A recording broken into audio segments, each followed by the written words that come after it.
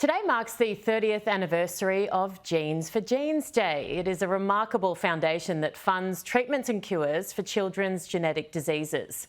Now, our next guest, 11-year-old Arato, was a promising young tennis star set to become a national champion when his coach noticed something wasn't quite right. And he joins me now along with his mum, Junko. Lovely to see you both. And Professor Roger Riddell, great to see you as well.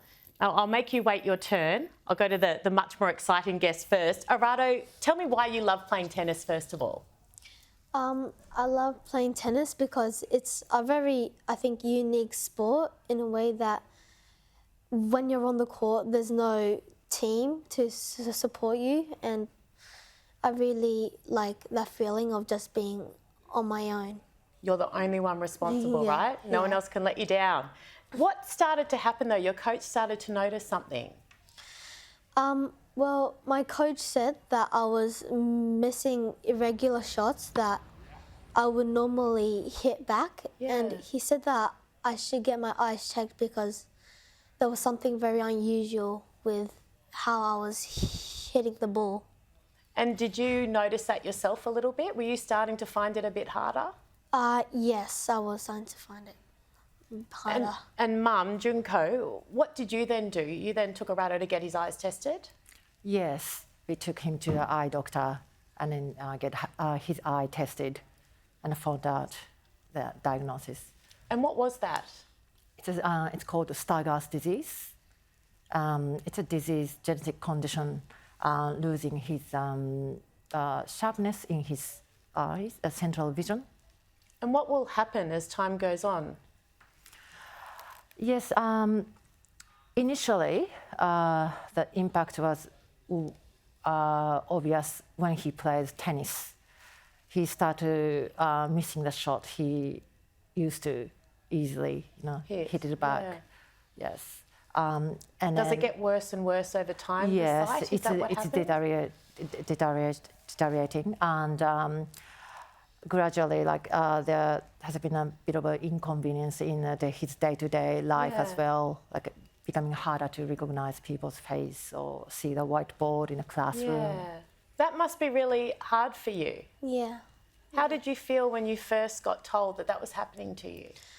Well, when I was first told that I had Stargardt disease, I was stressed, worried, but also a bit confused because sometimes I didn't know what was going on and I didn't know how it was gonna impact me. But since I've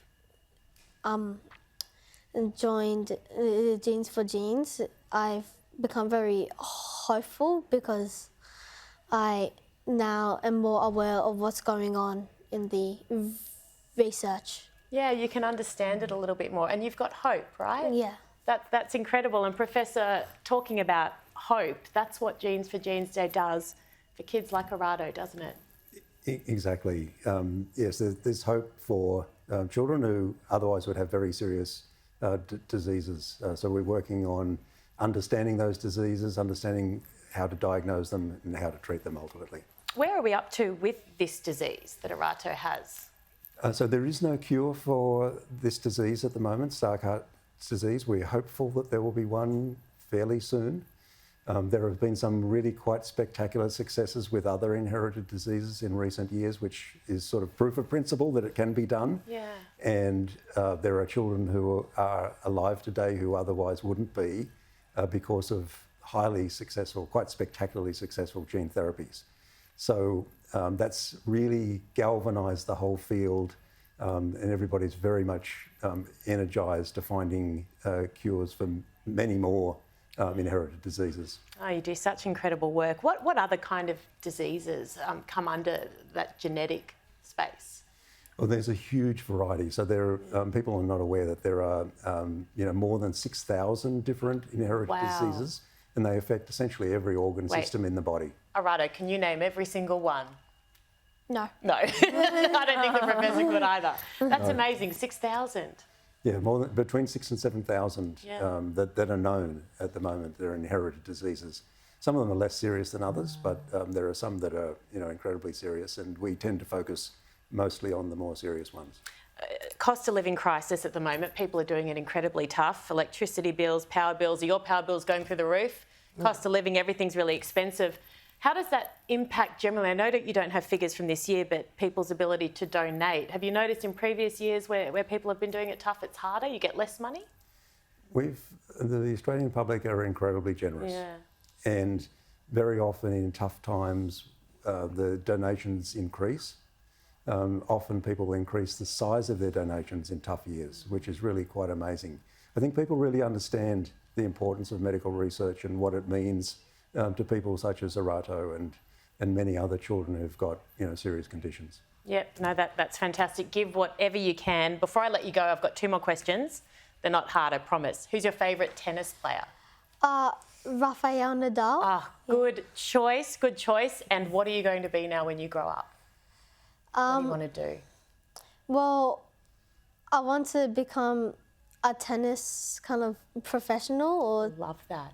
tennis star, and if I can work for these organisation like Genes for Genes to help support kids with genetic conditions. That is amazing. And when you win Grand Slams, you can donate all your prize money.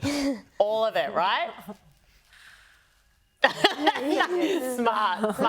Junko, Arato, thank you so very much for coming in and sharing such a personal story. It will help so many people. Professor, thank you for what you've dedicated a lifetime to and for all the work that you do in this space as well. Thank you very much. Thank you all so very much for coming in, and I can't wait to do stories on you when you're a superstar.